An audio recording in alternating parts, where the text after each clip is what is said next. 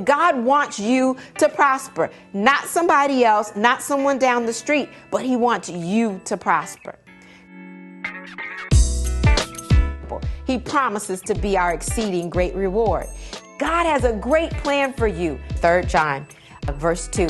It says, "Beloved, I wish above all things that you prosper and be in good health, even as your soul prospers."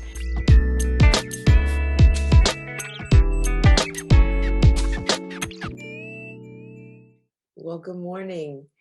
It's another beautiful Sunday morning, and I'm Dr. Chonta Haynes with Heart Truth Ministries. It is truly my pleasure to come before you and serve and talk about the goodness of God, no matter what's going on. So let's go ahead and bow. Father, in the name of Jesus, God, we do come before you, thanking you for life, health, and strength. We thank you for the breath that is in our bodies. We thank you for everything that you have given us, the opportunities, the giftings, the people, all the things that we've been able to accomplish because you have been behind us. God, we thank you today. And we ask, Lord, that you come into this assembly, that you meet us where we are, and that you inspire us to do more. It's in Jesus' name that we do pray and give you thanks. Amen. Amen. Well, again, I'm Dr. Chonta Haynes, and truly it is my honor to be able to come before you and expound upon the Word of God so that you might be able to live a better life, because that's what Jesus died for us to have.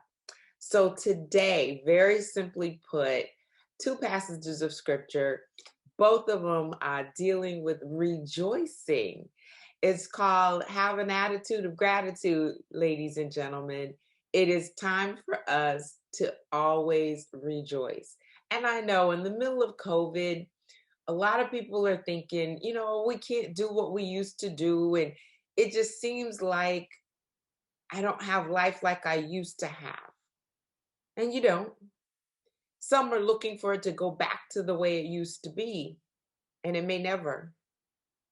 But it doesn't mean that what you have right now is not for your good. I mean, I ask you the question, is life happening to you or is it happening for you? My passages of scripture that I want to bring to your attention today, Philippians chapter number 4, verse 4, very simply says, "Rejoice in the Lord always. And again, I say, rejoice."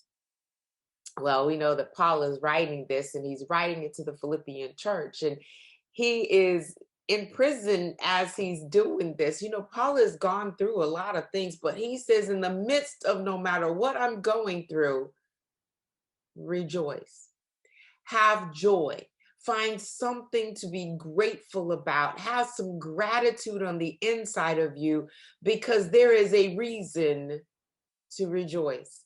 There's a reason to give thanks. I mentioned it earlier, even in the prayer. God, thank you for the breath that we have in our bodies. We are so grateful we have another opportunity. It represents the idea that there is more that we can do and we're not done. And so in the midst of that, I'm thankful that I still have breath. I have a chance. I have another hug that I can get. I have another smile that I can give. I have someone else that I can serve. I have a friend that I can call. I have someone I can write. I got a bill I can pay. And I see I'm laughing because we don't want to pay our bills, right? But if we pay our bills, then our family doesn't have to take care of that later if we weren't here. So yes, rejoice. Rejoice when it's good. It's so much easier when it's good, isn't it? Can we just agree that when things are going well, when we're accomplishing something, when we have a new child or a new grandchild, or we have a new job or something that just came in, or we get a windfall of money, a check comes in the mail, all of that, we want to rejoice over that, a brand new car. But can you be thankful just for the transportation 10 years later in the same vehicle? Clean it up. Can you be thankful for the house that you have 20 years later, even when the roof leaks? Can you be grateful? When somebody leaves you, not because of death, but by choice, because they now have shaken you out of your comfort zone and allowed you to dream again. The Bible tells us, Jesus even said it himself, we forgive when people hurt us. And it's not because we're giving them the best gift, we're giving ourselves the best gift. We're not in bondage any longer. There's a reason to rejoice. He tells us to pray for those who despitefully use us and abuse us. That doesn't seem right, but isn't it? Sometimes it teaches us what not to do to others. Sometimes it pushes us outside of our comfort zone. Sometimes it moves us in the right direction so that we get the job we're supposed to have. And you might be thinking, I'm in a hospital. I really didn't want to be here. And I really didn't want to have this pain in my body or didn't want to have that surgery. Yeah, you're right. What's the alternative? For you to continue to run yourself ragged, thinking that you had to do everything yourself? Or this is an opportunity now for you to allow your body to rejuvenate, allow you to be appreciative of the people who come see you and support you, that you didn't even consider for a while because you were so busy being busy. See, there's always an opportunity to rejoice in the good as well as in the bad. When people do you wrong and when people do you right. When you get blessed because you got something that came in that you received, or when you give out, there's a reason to rejoice. God, I thank you. That's what we ought to say. Thank you, Lord, for yet another day. Thank you, God, for all the friends that I have. Thank you, Lord, for the opportunity to relax and to even hear your word, to be reminded, oh God, that you are good. Oh, so good. And then the second one that kind of goes along with this is Romans chapter number 12, verse 18. And it says, rejoice with those that rejoice, the A part. The B part says you mourn with those that mourn. But we're going to be joyful when somebody else comes into our presence and tells us a joke, right? We all love jokes because it gets us happy. And the Bible says that laughter is medicine for the soul. So let's rejoice. Let's be happy today that God is, that he loves us, that he sent his son Jesus to die for us, and that heaven is my new home and hell is not going to be waiting on me. And though I might have a target on my back because hell is not happy, I'm going to take as many people with me as I can. And for that, I'm going to rejoice, because when I get to the other side, I'll get to see you there with me. That's a reason to rejoice. You can be like Joseph. Yeah, Joseph's life didn't seem to be going well, but at the end, he got an opportunity to talk to his brothers, the same ones who didn't believe his dream, the same ones who put him in a pit, the same ones who sold him into slavery. He said, you meant it for evil, but God meant it for good.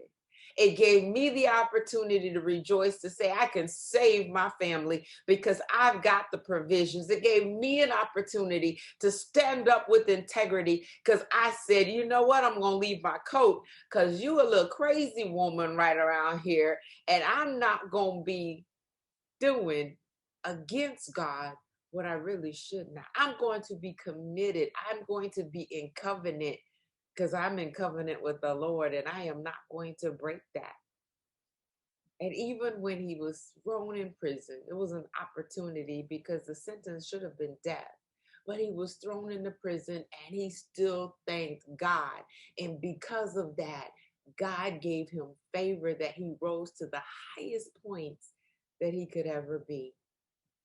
My challenge for you today is to simply rejoice, be happy, and then make somebody else happy. And then when somebody comes in and makes you happy, rejoice with them in what they're talking about.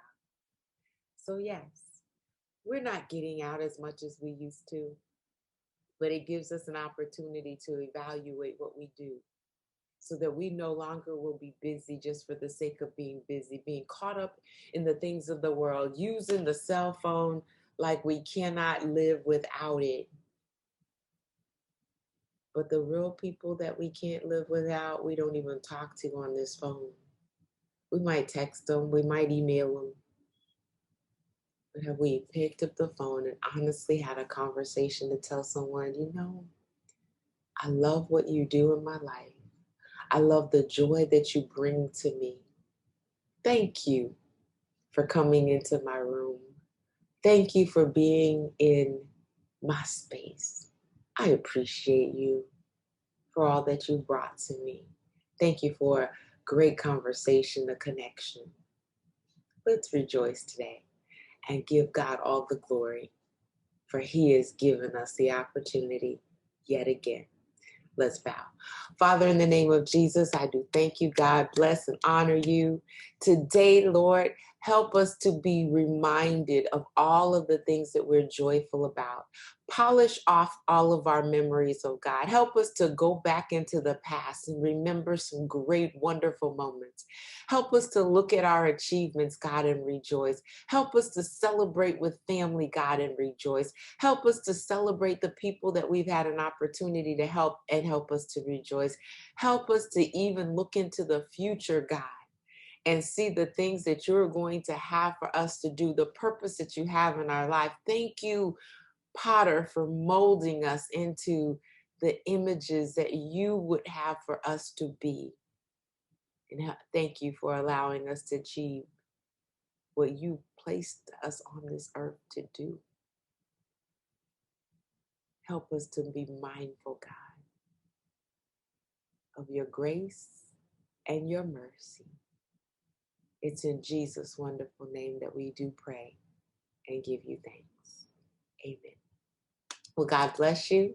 Have an absolutely fantastic rest of your day. And I'm going to ask you to do me a favor. Go ahead and leave a comment. Go ahead and share this message and make sure you subscribe and then hit that notification, that little bell, so that you'll be made aware every time there's another message that comes along. It has truly been my pleasure. It is an honor to be able to serve you. See, I'm rejoicing. What got me to this point, honestly, was when my daughter was so sick in the hospital that I couldn't get out. And I recognized how much I needed that spiritual infilling. And it was lacking and it was missing inside the hospital. Now, Jasmine has gone on to be with the Lord. And I'm rejoicing in knowing that I will see her again. Do I miss her? Yes, I do. But look what ministry it has spawned that has continued some 16 years later, every single Sunday. And COVID couldn't stop it. I'm rejoicing. And I want you to rejoice with me too.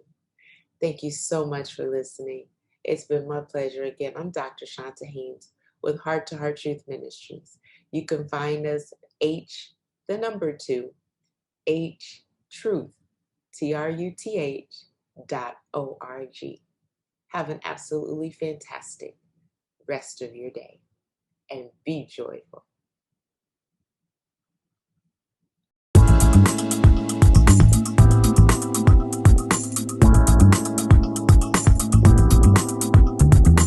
You can find us online at H, the number 2, HTruth.org. At Heart Truth Ministries, we're helping believers live an abundant life based on God's Word, standing on His promises, walking out His principles, sharing with God's people, serving as unto the Lord.